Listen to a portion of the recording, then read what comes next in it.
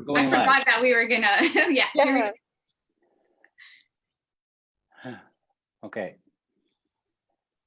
My internet connection is unstable. Okay, but it says we're streaming live if you need to know that. Okay, we are. That means that we probably are streaming live again. And hi, everybody. Welcome to the What's on an Elephant Castle Facebook page. We're with Rhoda Quist today, which again, I kind of wish I could have pre-recorded the conversation that was happening before, because I could have just, it was amazing. So I've just got to post this to another page, and then we can start. I'll share it to share now, public. So I think that is about it. We're ready to go. Rhonda, so grateful that you could be here. We've been trying for a few weeks to get you on board and chat with us. I think what you're doing is absolutely amazing. From your biochemistry background to your own CIC, which I'm so excited you started your own CIC, which you can talk to us about. But can you kind of give us just a little couple of minute rundown of who you are and what you've been through and what you're kind of doing now, and then we'll get into our conversation. Yes, thank you so much for having me. Just really quickly, my name is Rhoda Quist. So I work in education. So I work for the UK's largest career support for STEM education. For those that don't know, STEM is science, technology, engineering, and maths. I mastered in psychology roughly 2 years ago now, and my first degree is in biochemistry. So a lot of people don't actually understand how these two disciplines interconnect, but for me, the connection was quite obvious, and I think that's what allowed me to create my brand Roselab. So Roselab is a social enterprise, and it's going to be a community interest company, so CIC. It's the intersection between mental health, skincare, and self-care. All these three things I'm extremely passionate about.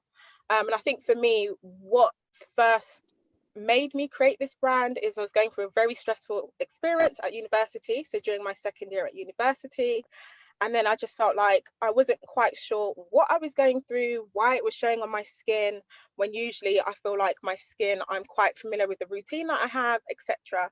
So I just felt like, is there a connection between the mind and skin that I don't know about, or that I'm undermining? I started doing my research and found out about a discipline called psychodermatology. It's fairly new, but it's a new branch of dermatology that talks about the mind and skin connection. So how our thoughts and our behaviors, etc., are connected to the physical. So that's what allowed me to start my brand. And as I mentioned, it's the intersection between mental health, skincare, and self-care.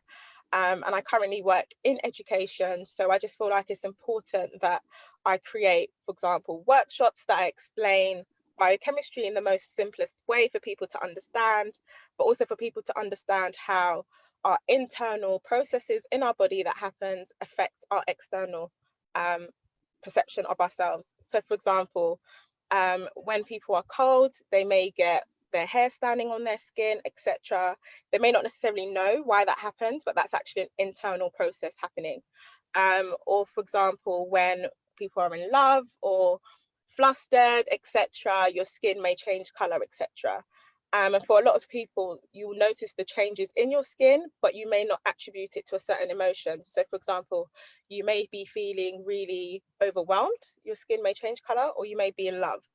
Your skin still portrays that in the same way, but it's about us actually understanding what that emotion is before we start to understand why our skin is doing what it does. So in a nutshell, that's what Roselab is, and essentially it's just a brand to help people who are going through stressful, traumatic experiences just cope and live better. Yeah. I think that's amazing. And I know that, you know, Melissa and you had a quick little word about how the mind and the body, you know, they talk to each other. And just as you were describing that, it brought me back to the days when I was young and in TV, and I would always blush. You know, I broke out in hives, and I would go really red around the cheeks, and I would get all red. And anytime I got embarrassed, and it was something that I was so self-conscious about, and I was so embarrassed about. And they, you know, they actually needed to put quite a bit of makeup on my face before I did live TV. But I also remember, like, right back as a kid, like if I told a fib, if I was just caught out doing something, my skin told so many stories before my mouth would tell stories. And I'm really interested about how individuals can come to a relationship, because everybody's different. You know, how we come to a relationship to actually listening to our bodies and what they're trying to tell us. So that's kind of for a guy of my age to kind of, and I really love the word self-care, when self-care is out of the three things of what you do, because again, like, I was never taught to look after myself in those ways. I was never taught to respond to how my body was talking to me. What's the process that you kind of do when you're working with people about the kind of signs that their bodies can show them, and the signals it can say, oh, hey, this is your body, now listen to me, I'm trying to tell you something? Yeah, so I'll definitely say the key, first of all, is self-awareness. So just paying attention to your body and understanding when things are changing or when things are like abnormal. So for example, when I'm stressed, I notice that I get fluctuations in my skin. So I may get rosacea, which is like a skincare condition. It's almost like hives, but mine is sort of exacerbated by stress. And I usually get it when I'm stressed out, really. So it's almost invisible to the naked eye. You can't actually see it, but I can just feel it. So for me, that's my first sign. And then changes to my skin. And sometimes just weight fluctuation, appetite, loss of appetite, or I notice that my sleeping pattern may change. So for example, during this corona period, my sleeping pattern is all over the place. I'm still working from home, etc. And just in light of everything that's going on with the Black Lives Matter situation, the pandemic, I've realized that I am more stressed out than I initially realized. So first of all, I'll say just pay attention to the small changes. So it could be you might be eating food that you don't normally eat. You could be isolating yourself much more than normal, etc. Or you could be engaging in different habits that you don't normally engage in, i.e. you might be drinking more, etc. Yeah, so I think just start to notice the small changes, and for some people it's not as easy. So I'll definitely say jot things down. So you can start off the week by jotting your mood. So today I'm feeling happy. This is what I had to eat today. My sleeping pattern was like this. And then the next day, let's say you may notice that you're not feeling as happy. If you jot it down and say, my mood has changed, I'm not that happy. This is what I ate today. I went to sleep for only 3 hours today. When you start doing that over a period of time, you start to analyze like similarities and start to notice similarities and differences. So I'll definitely say, if, for example, in regards to your self-awareness journey, you're not where you need to be, I'll definitely start by jotting things down. That's how I started. And I think now for me, I just notice when I'm stressed, when I'm not stressed, etc. But I think one thing that is important to emphasize is that self-care, I think, is glamorized by capitalism. Everyone's always like, oh, you need to have the most expensive spa treatments, or you need to go to buy the most fanciest handbag, etc. And I think for me, not to say that those things aren't self-care, because there's some really expensive habits that I do keep, but it's also just to say self-care is about the little things as well. So for example, sometimes when I want to avoid people, I might take the longer route home instead of the shorter route home. For me, that's also self-care, because I'm not panicking, I'm not anxious. And I think people don't realize that self-care is a personal journey. So what I view as self-care isn't what necessarily Nick or Melissa views as self-care. And I think it's just important that I emphasize that. And that's what Roselab sort of emphasizes as well. It's just a personal journey, and just for you to be self-aware as to what you think self-care is for yourself. Yeah. I appreciate that insight, because I think, you know, sometimes, especially in my role too, I've been asked to do workshops around self-care or talks around self-care. And it's such a loaded term that's been like thrown around as the norm nowadays. Like, what does that even mean?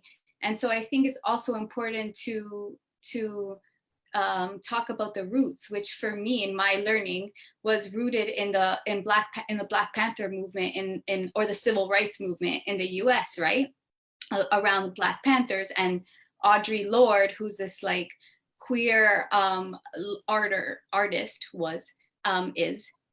she really took self-care as not only like this kind of act of preservation, but as like almost rebellion and revolution against the systems that kind of oppressed people who are experiencing oppression. So it became like, also, I have to care for myself so I can care for my community and the systems that are meant to oppress. And I think when we highlight that like root of it, self-care takes on such a almost radical view that's really, like you mentioned, not very capitalistic, but it's very like, what, figure out what works for you to be the best, like show up the most for yourself, so then you are able to show up the most for others.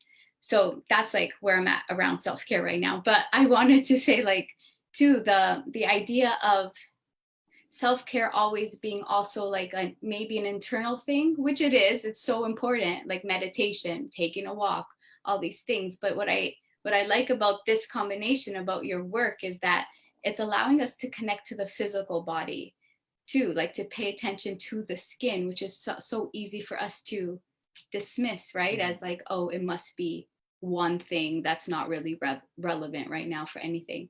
So I'm wondering if you can speak a bit about, maybe you already did, but just about what the skin could be telling us, or what we could be. Maybe you talked about this. Am I just repeating the question? Like, I just think it's like self-care, bringing self-care to a physical place, where so often the conversation is not honoring the physical. So maybe can you speak to that a bit more? Yeah. So in terms of bringing self-care to the physical place, so it's just to emphasize, so Roselab is the intersection between skincare, self-care, and mental health. But so it started off as skincare, but it's also about the mind and body connection as well. So for example, when I know that I'm really, really stressed, I sometimes think, okay, has my facial routine changed? I always have a set routine for my makeup, or to take off my makeup. And I think for me, first of all, that is self-care in itself, just having routine in general. For some people, it could be laying their bed in the morning, but for me, mainly it's about my skincare regime, or in the morning, what I do tell myself once I am doing my skincare regime. So it's like speaking to myself, telling myself really, really positive affirmations in the morning, because I think your skin is the first thing people see, right? For example, there's so many dating apps, etc., and you put your profile on online, and a lot of the time it's the first thing that people see. So for me, I just think taking care of our physical appearance, etc., is the first step to actually like enjoying ourselves first, for then other people to look at us and appreciate who we are, etc. But in regards to the skin, it's a very complex place. The skin is the largest organ in the body, actually, and there's just different layers to it. So I think for me, again, I'm not a skincare specialist, I'm just really passionate about skincare. And my bachelor's in biochemistry has helped in regards to understanding like the layers of the skin, dermatology, etc. But it's definitely something that I want to sort of study more about, just because I'm very mindful in telling people the best ways to look after the skin, or the best products to look after their skin, because what works for me won't necessarily work for someone else, and also people have different skin types, etc. But yeah, I think it's definitely about waking up, seeing yourself for who you are in the morning, and just appreciating who you are, the skin you're in, the color of your skin, the nature of your skin, etc. Yeah. And this is something we're not often taught in school. Sorry, Nick, but just to go back to the whole teaching of like, we're actually, I mean, your education and your present circumstances in education, but it's like, these are not the things I learned growing up. I had to learn it by actually going through really hard stuff, and my body really like yelling at me, and like, rather than having a classroom or a person come in and teach that self-care could be, you know, or we can teach ourselves to love ourselves in very unique ways. It's not like embedded in the system. It seems almost outside of the norm for some reason. Yeah, I mean, exactly that. I think for me, I'm definitely passionate about making sure that Roselab gets into the local communities, schools, etc., for parents. Because like you mentioned, Melissa, we're not taught about it in school. We're not really taught about mental health in school. I mean, we have PSHE, which is now changing to, in the UK, RSE, which will be relationships, sex and education. But we're not really taught about loving ourselves, who we are as people, emotional regulation, etc. For example, a lot of our theories of the world starts from a very young age. So it starts from the age of about 5, which a lot of people don't really know. So I think it's definitely important that we understand and learn this at a much younger age. So from primary school through to secondary. So by the time we are having our midlife crises, etc., we're sort of more aware as to how to deal with it, what resources we need, not what we think we need, but what we know we need, etc. Yeah, and I think young people are not taught about confidence, to love the skin you're in. For example, a lot of young people between the ages of about 16 to 18, your skin changes, your body changes, you go through puberty, etc. So for me personally, I think that was a stage where I was constantly battling between loving who I am and what social media is telling me to love. And it was only until I became a little bit older, etc., I started appreciating myself for who I am. And I think if the appreciation started much earlier, I wouldn't have dealt with a lot of the internal battles I dealt with at a much younger age. And I think it's just so important that people in the limelight, so celebrities, etc., speak about their battles, because we see so many women changing their body, etc., so many people committing suicide, etc., loads of things. And I think a lot of the time people haven't found a safe space where they can necessarily communicate how they're feeling. So a lot of things are bottled up. So yeah, I do think all these things about self-care, self-love, emotional regulation, relationships, social awareness, etc., needs to be taught at a much earlier stage. And I think that's what Roselab is looking to do, to occupy that space. Perfect. I think that's absolutely beautiful. I feel like we could go into so many different tangents with what you just spoke about with regards to the pressures of social media for the younger generation, and also, you know, the fact that the beauty industry is predominantly run by men, which is really kind of crazy. And there's a complete it's disembalanced all over the place. But just a really quick question is, being is that you are a biochemist, or you took biochemistry, right back to kind of before you went into university, what was driving you towards taking that course of biochemistry? I think growing up, so my family, we've all been very STEM orientated. So my older brother went into forensic science, and my twin is a chemical engineer, etc. So I think naturally I was always sort of geared up to be in the STEM field. And that's why I work for a company that specializes in STEM education, so science, technology, engineering, and maths. And I think there's a lot of stereotypes around BME people not being as ambitious or going into these STEM related industries, but that wasn't my narrative growing up. And I think that's why as well I felt like I want to be in education, because I see a lot of people from my background, etc., that don't want to see themselves going into STEM related professions, etc. And I just want to change that status quo. So even if, for example, in my case, I studied biochemistry but didn't actually practice it, but I think the transferable skills I've learned from actually studying that discipline has allowed me to be analytical, allowed me to really understand cause and effects, consequences, etc., which spans all aspects of our life and is skills that I think is important for life in general. So I think the main thing I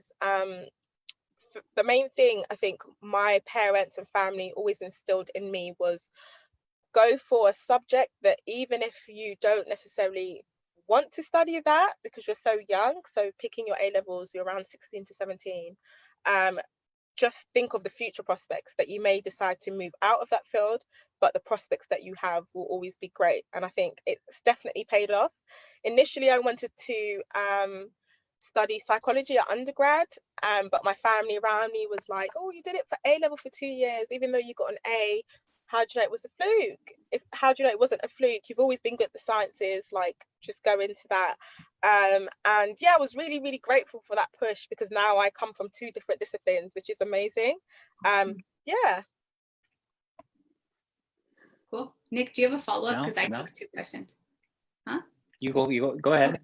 I just think maybe we could talk a bit about what you mentioned, Nick, was like the social media aspect to it, and what you've seen, or what we've all maybe seen as the impact that this is having on maybe younger people, or people, I don't actually know how old you are, but people are with our age group, around what it means to, what beauty even means, because I think so often beauty has been almost whitewashed, where it has to be a certain skin tone. And now with the movement and awareness around Black Lives Matter, we're realizing, so I mean, some people are realizing, some people have known, but the system and the industries were set up to only appeal to white skin. And I mean, the impression, internalized oppression of that. I remember like living in the Middle East for a while, and there were billboards of for skin bleaching to look whiter and whiter, and it was like just being pierced over and over. And then you have some white bodied people who are trying to get darker, and this exotic kind of thing around being darker, and then you have this like oppression around needing to be lighter, and the layers of that. Again, these are not questions I'm having, just insights into like all the like complexities of this representation of ideal beauty, and how that can impact our mental health and our confidence and our overall well-being. Yeah, let's talk about that. Yeah. So again, yeah, everything you said, I like completely agree with. I think when I was sort of younger, I had a Motorola, which I didn't have access to like internet and all these things. Whereas my sister, she's 17, and the access that they have to anything is just crazy. Like you can research anything in the world now, you can research about surgery, you can see everything that's going on in the world. And I think sometimes it is too much, I think, especially growing up where you're still trying to find your feet and who you are. And now you have so much access to everything and anything. I think that is definitely dangerous. In regards to the perception of beauty, yes, it's changed. When I was growing up, I think I was teased for being quite dark. The word was called blick, like it was a negative term. So it was like, oh, you're too blick, you're too dark. And I think now everyone I know wants to wear darker foundation, they want to contour more, they want to tan. And it's just strange how beauty has changed over time. And a lot of the things that was seen as outdated or not in is now in. And I think that is the sort of process with beauty and fashion. For example, baggy vintage jeans was like so 2009, and now they're back in with like a Crocs and like Converses. So yeah, it's just interesting to see how the beauty standards change, and even features, etc. For example, I'm from Ghana, so I come from an African background, and a lot of people from Africa, for example, their features, they might have bigger features than like someone who is European, etc. It's just interesting to see how that has changed with time now. So now you see people getting lip fillers to have bigger features, etc. And even hair, like a lot of things has just changed, and it's quite interesting to see like where we're going towards. But I think the scary thing is for me, how is the younger generation reading all these mixed signals, and where will they find time to just say enough is enough and this is who I am? That's getting really scary, because I think for me that was already hard in itself to say this is who I am and this is like how I'm happy to be. And I didn't have so much social media around me, so where now there's so much information, it's going to be a scary time for a lot of young people to just find out who they are. And I think, yeah, again, that's where Roselab fits that sort of bracket. And yeah, just creating boundaries, like this is who I am and this is who I'm happy to be, is something that's really important as well. I think that you're touching upon this thing about finding out who we are. Now, here's a question, is that I was out on a date the other day in a restaurant, and it was a nice restaurant, and I was with my date, and we were talking, and we were like that, but there was a table of young women behind us, and they were all on their phones, and they didn't talk to each other once. They were all taking pictures of themselves. And it was just this incredible kind of non-interaction that was going on because of this image. So my kind of question here is that we, like, you know, you also mentioned about dating apps. you know, but then there's all these dating, there's all filters, there's all these kind of things that we can put on our face that portray this image, an untruth about ourselves, so that when we are in fact in a reality, in a real life situation with someone, we're a different person than the person, the image that we're portraying. So it's like there's this link between an image and the real true self. And do you think it's going to be harder for the younger generation to ultimately be able to find themselves when their image is so far out from who they actually really are? Yes, definitely. It's so funny because I think growing up, that was always called like catfish or like deception, where you portray yourself to look thinner, to look taller, to look whatever it is, and then in like real life, that's not how you look. I do think, yeah, for young people to sort of like disintegrate their real self from their ideal self, I'd call it, is definitely going to be a challenge. For example, again, social media, like everyone almost looks, a lot of females look the same. For me, it's that Kim K look that all the younger girls are going for, etc. If Kim K says today I want blue hair's in. If Kim K says today I'm going to wear this color today, then this color is in, and it's just in, like no questions. And I think that's the scary thing. There's no questions. For example, you could see something and for example, you could see a t-shirt and say, this is just not my style, but you would see a celebrity wearing it and all of a sudden it is your style now. Like, it's just my style. There's no questions. And I think the part where there's no questions is a massive problem. And I think the part where young people don't question what is on social media and how it relates to them is definitely going to be a challenge in regards to getting them to find out who they are and why do they like this. Do you know who you are? Do you know what you like? Do you know what your hobbies are? And I think for me, growing up, I didn't really know what my hobbies were. If someone said to me, what were your hobbies, I would like twiddle my thumbs. Even sometimes I'm like, don't really know. Or even the need for change. So for example, growing up and understanding that you are allowed to change into who you want to be, but then having the burdens of social media always changing in regards to what's in, that's going to be really hard because it's too, like, almost two conflicting messages. Like I would tell, for example, when I do have a child, I don't have a child, I will tell them that it's okay to change, because I struggled to actually understand that I could like doing one thing one day and next year I don't like that anymore. For me, I just felt like it had to be constant, even with my sort of educational path. Like I did biochemistry, had to take a gap year and then went back to master, and I was like, is this wrong that I'm changing? I didn't quite understand that. It was almost like an internal battle. So having that internal battle that we have anyway, or like for example, I'm 25, a lot of people my age are not staying in the field that they necessarily studied, so they're moving out into different fields. And I think this is the norm now compared to maybe years ago, where people might just study something and stay in that field. So just constantly changing, having that need to constantly change, and then social media constantly changing as well, telling you what you should and shouldn't like, etc., is going to be very difficult to find that like middle ground and just say, this is who I am. Yeah. Sorry, I was like nodding and saying yeah, but I because people are talking. But I think it's so interesting too. Like it feels like with social media and dating apps and what pictures we consciously choose to portray a certain image. For me, I feel like maybe the need behind it is acceptance, right? Like we want to be accepted, but then by being accepted by everyone else, we're kind of furthering away from the acceptance of ourselves.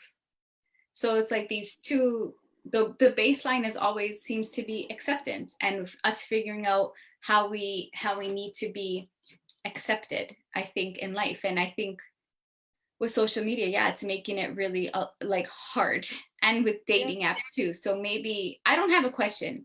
I'm never having a question. No, it's fine. Continuing of the conversation around like acceptance and the pressure for us to feel accepted by others instead of ourselves. Like, what would the world look like if we were just like, hey, this is who I am, welcome, take it?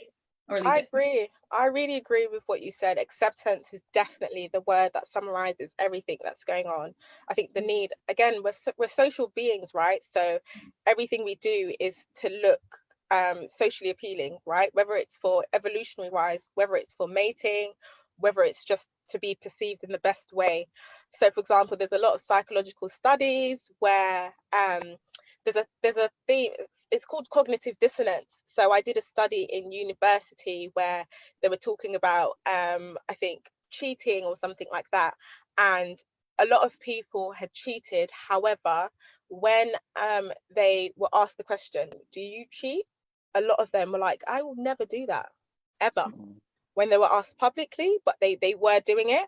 And it's something called cognitive dissonance, which is actually like a psychological phenomenon where we want to be portrayed in the best way possible to people. So cognitively, we our perception of ourselves, and so who we actually are, and the perception of who we reveal to the world sometimes disconnects.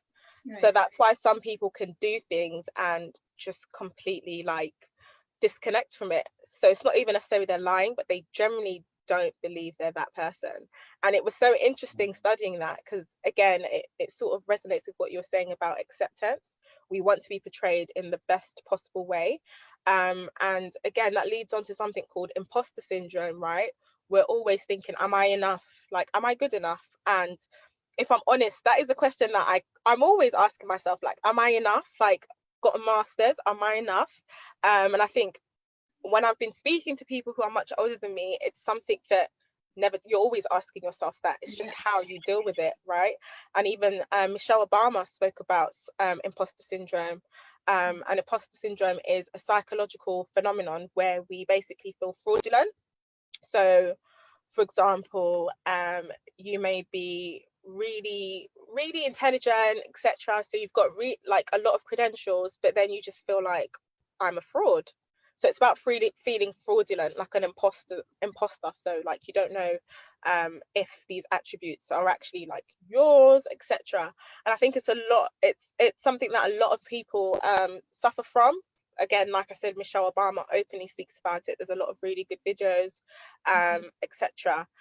So yeah, it's that acceptance like from society, but then also we need to start accepting ourselves for who we are and where we are right now as well. It's also like, sorry, Nick, go on. No, you go ahead. You go ahead. It's also that I think based on our bodies and our class and our race and our gender, we are conditioned to think that we have to behave a certain way to like meet the status quo, rather than like fully standing in and proclaiming, almost like, you know, I was having this conversation yesterday with a friend of mine, and she was having some trouble around asking for a certain amount of money for the work she's doing. And I was like, there's no way a man would ever, specifically a white man, 100% would ever feel a ways about saying, no, this is my fee, pay me, please, right? But because as women, too, like we're also like feeling like we need to tiptoe around our worth and our value. So this imposter syndrome is a real thing, all because through our lives we've been, I think, unconsciously or media conditioned to think that we need to play down our intelligence, our worth, our like wisdom. And I mean, come on, like women are like the vessels of creation, and yet we're not honored or recognized as it. And in this very capitalistic world, money is associated with success. So for the example we kind of, or value, I should say, the example we kind of talked about yesterday was, you know, this man wouldn't pay like $100 for this like sustainable handcrafted shirt, right, done with eco-friendly like materials, but he would spend like $300 on vodka when he was out for dinner.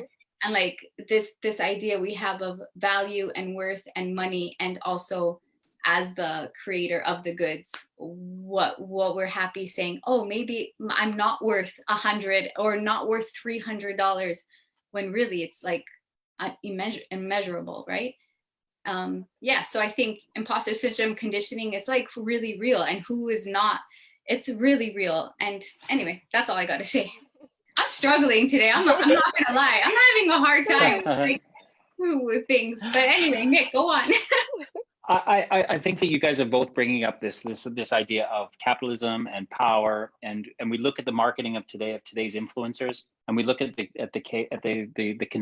Kardashian family as being like the ultimate source of an influencer. Behind the multi-million dollars that that family earns because of what they do, there is another layer of power, and it is normally like an industry led people by men who are paying and influencing all of this stuff, which trickles down to the 14, 15-year-old girls who are spending, their pocket money on clothes and makeup. So you, in a position where you are coming in with Roselab, being able to be kind of a disruptor, I get a sense is that's what you want to create with a CIC, is disrupting this behemoth kind of industry, which profits a few at the pain of a many. What's your message going to be to your target audience as being, come to Roselab because, this is me and my story, but also this is a way where you can find your true self. I imagine, is it like that? How are you going to talk to these people, this target audience of yours? Yeah, no, that's a really, really good question. I think with Roselab, there's like two different aspects to it. So there's almost like an educational side with the workshops, etc. So people understanding what emotional intelligence is, imposter syndrome, etc. Because I think for me, all these things are things I constantly research. Even when I'm stressed, it helps me de-stress to research about all these things. But for a lot of people, for example, around me, don't necessarily know about all of this. And to me, I felt like, oh, I didn't know this was something that people don't know. So there's definitely going to be an educational aspect that skincare a lot of the time is glamorized and spend this much, this product is the best product right now. And that's all well and good, but it definitely, there's an aspect where I think people need to understand that it starts from loving yourself. You can buy the most expensive products. If you don't love yourself, that product will never be enough. You'll just move on to the next one. And again, with the society we live in, capitalism, etc., there will always be new products every single day. Like every single day, it's a constant cycle, right?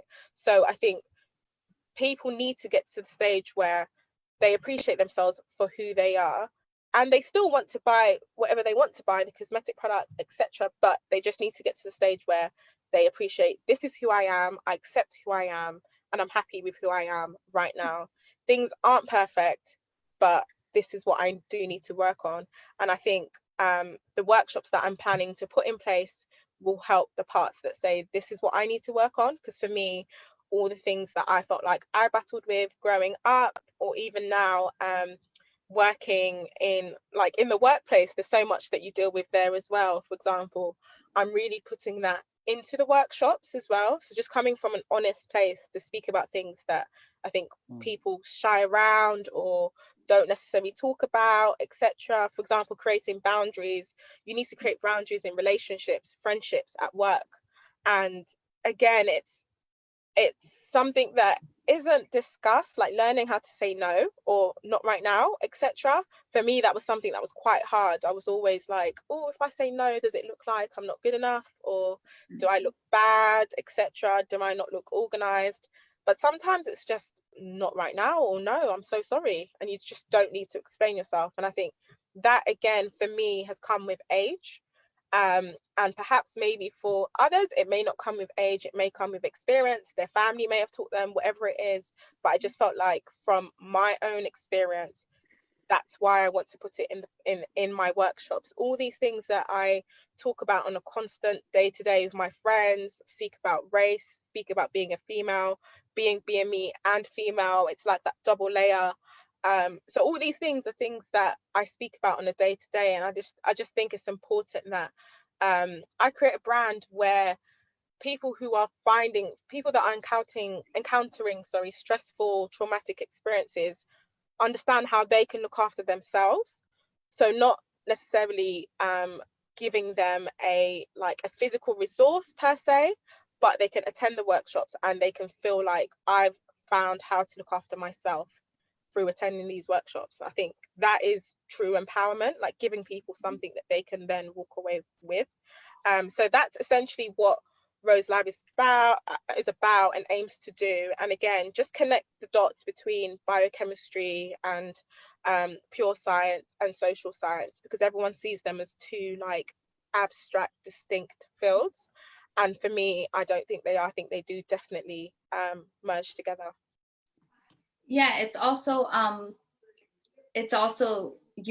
through your workshops, you're creating a conversation. And I think that's a piece that's also being missed. Like the more we talk about it, the more we realize, oh, you had that too? Because I'm worried about my skin. I mean, we talked before, like, oh, my skin, or, oh, I'm feeling not worthy right now, or this guy or this girl or whatever. Like when we come together and we actually talk out loud, the things we think we can't talk about, it like creates more of a space from our brains, from our nervous system to say, oh, I'm not alone in this. Like this distress and this discomfort is not just mine, it's actually shared. And that's, I mean, from my experience anyway, where change and reflection and self-awareness actually happens. Because I think we have this narrative sometimes that it's only me. Like somehow I'm cursed and I'm the problem and everything else is fine, it's just me. And I think by saying things out loud and coming together, whether it's through Zoom right now or whatever, physically one day again, it like that pressure is kind of like, okay, I don't actually have to do this alone. And this is not my only experience, an experience that's unique to me, right? It's something that we can all identify with. Like what person hasn't had a relationship with their skin that was upsetting, or with stress, or with boundary making, right? Whether they use that language or not, everyone can tap into what that kind of feels like for them, right? Yeah, no, I definitely agree with everything you're saying. It's about creating that community where people can just have open and honest conversations. I feel like, as you mentioned, Melissa, so much goes on and we all experience similar things, if not the same, maybe at any given time or at different stages in our life, but not enough people are having open and honest conversations about things. And again, just like Retribe does, creating that community, that's what Roselab aims to do as well through the workshops. Just having open and honest conversations, leaving it here. For example, like you said, the conversation we had about skincare already, I felt like we connected just by talking about skin, and it's just creating that connection, I think, and building confidence just to speak about things that you're not necessarily happy about, or the things that you are, but obviously you need to feel safe to do so. And I think feeling safe is important as well in creating boundaries and vice versa. So yeah, It's Nick, I know you're going to say something. Go on, sorry. I was going to say, no, you go ahead first, then I got my wrap-up question. Okay, it was just going to be, it's very funny because this week this month, the workshops we're doing are actually around boundaries. And I think it's so essential because the way, at least I'm framing boundaries for myself, I framed it for myself. It's actually not about saying no to other people, but consciously saying yes to ourselves. So if we come from this place of saying yes to ourselves, then what changes, right, in our life? And that's how we communicate. That's how we say no. That's why we say no. So I think that's all I want to say. It's lovely that you're talking about boundaries and that we're having this workshop also for August, because this is a conversation where people might not know that they need to have some awareness around, or some conversation around, because boundaries often seems like putting up a wall or like guarding, where it can be more but like you choosing yourself. Like that's what for me anyway, a boundary is like, how do you choose yourself? Let's teach each other and learn from each other to choose ourselves, right? And then everything just ripples from there. Yeah, I really, really do like the way you've put that. I think definitely changing it into a positive by saying yes to ourselves is definitely the start of self-care in itself. I do definitely think, because that will be the constant, as you said. Yeah, saying yes, choosing yourself, and then everything else comes secondary. So yeah, I really do like that, Melissa. Thank you for sharing that gem. Yeah. Rhoda, the last few months with COVID, just two final questions here, basically. The last few months with COVID, the first question is, what have you learned about yourself over the last few months? And then the follow-up question is how do you see yourself, you know, now that you've started Roselabs as a CIC, what are your kind of aspirations over the next year?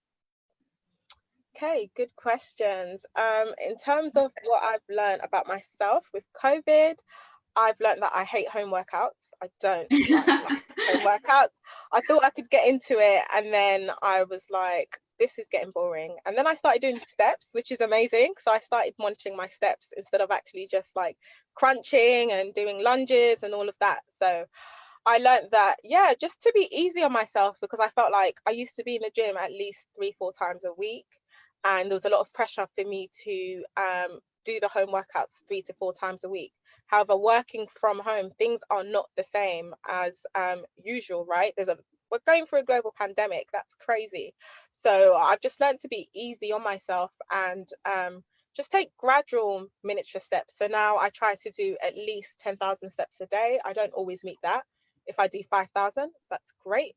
So yeah, just to be easy on myself and just understand that right now we're going through a pandemic that's out of my control. I can't control that, but what I can control is how I treat myself right during this time. So if I don't do a workout, etc., I'll go for a walk. If I don't go for a walk, I'll just find something in my room to do. It could be reading, whatever it is. I just find something to actually allow myself to unwind. Yeah, so I've learned that. I've also learned that sometimes I think I know when I'm stressed, but I don't. Because a lot of my friends are like, oh, right now we're on furlough or really, really stressed out, and I'm always advising them, etc. And then I realized that in the process of advising them, I'm also getting stressed because my sleeping patterns has also changed. But I wasn't quite aware of that. I just felt like, oh, I'm not actually stressed because I'm not speaking about my stress. I'm not physically noticing it, but in the little things that I've seen, i.e. my sleeping habits, my eating patterns, I was like, there might be something going on here. And when I actually had a conversation with myself, I am stressed. It just wasn't showing up in the exact same way, right? Because of the situation. For example, a lot of my friends their dreams are being much more vivid right now. So they're dreaming of being in the city. And it makes sense because we're so used to being out and about at work that we might be used to having certain types of dreams. But we're not in the same places we normally would be, our dreams will change so much more.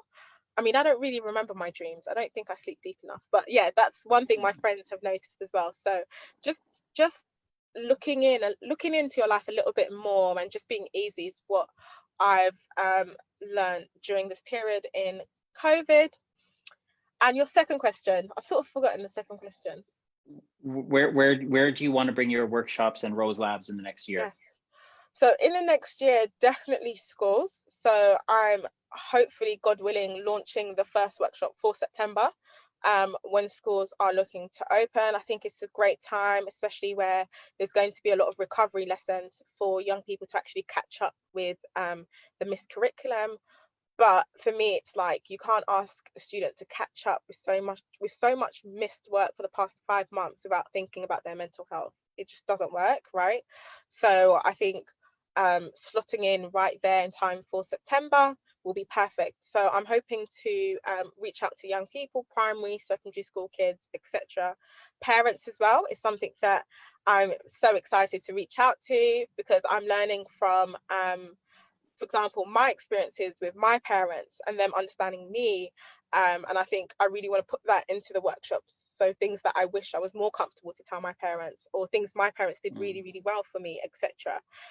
So a lot of, again, like I said, I think a lot of the workshops are going to be based around my experiences, people around me. For the workshops, I did use the research style questions where I've actually interviewed people, parents, young people, to sort of understand what sort of workshops they would like without asking the question of what workshops would you like.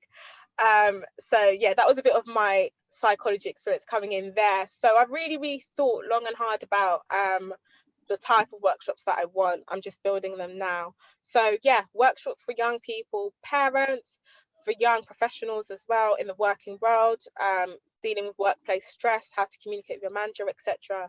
And I think just local communities, something that local boroughs and local authorities can turn to in regards to supporting, discussing mental health conversations, I'd say. I think it's absolutely amazing what you do. Both of us, me and Mel, are happy that we can be on this journey with you and just see how things flourish for you over the next years to come. How can people get in touch with you? So you can follow me on Instagram, my page, so it's Roselab, RHOSLAB. I'm currently building the website, so hopefully by September it should be launched for the workshops as well. We are on Twitter as well, so Roselab, RHOSLAB. We're currently doing Twitter takeovers, where we're allowing people to sort of curate the Twitter account for up to a week. So for example, if you can have discussions on mental health, skincare, self-care, any of those themes, and you're interested, you can follow us on Instagram, or yeah, you can email us at info@roselab.co.uk, and you can curate the account for a week and discuss whatever you want to discuss on those themes. But yeah, thank you so much for having me, Melissa and Nick. It's been amazing. This has been my first sort of like live. Yeah, so excited to do it with you guys. It's been amazing. Thank you so much. And this Retribe is amazing. It's a fantastic community that you're building. I love it. Thank you. Thank you so much. We seem very aligned with our like call to the world. So I'm looking forward to seeing what happens. Thank you for your chat and your presence. Thank you so much. We'll definitely stay in touch. Yeah, absolutely. Yes, thank you so much, Rhoda. And thanks everybody at the What's on an Elephant and Castle Facebook page. Don't forget this Thursday at 2 p.m. Melissa's going to be leading part 1 of exploring the edges, knowing ourselves through boundary and creation and expansion. I had to read that. So looking forward to that workshop on Thursday. Thank you, Rhoda. And thanks everybody. Thank you. See you later. Bye. Bye. Bye.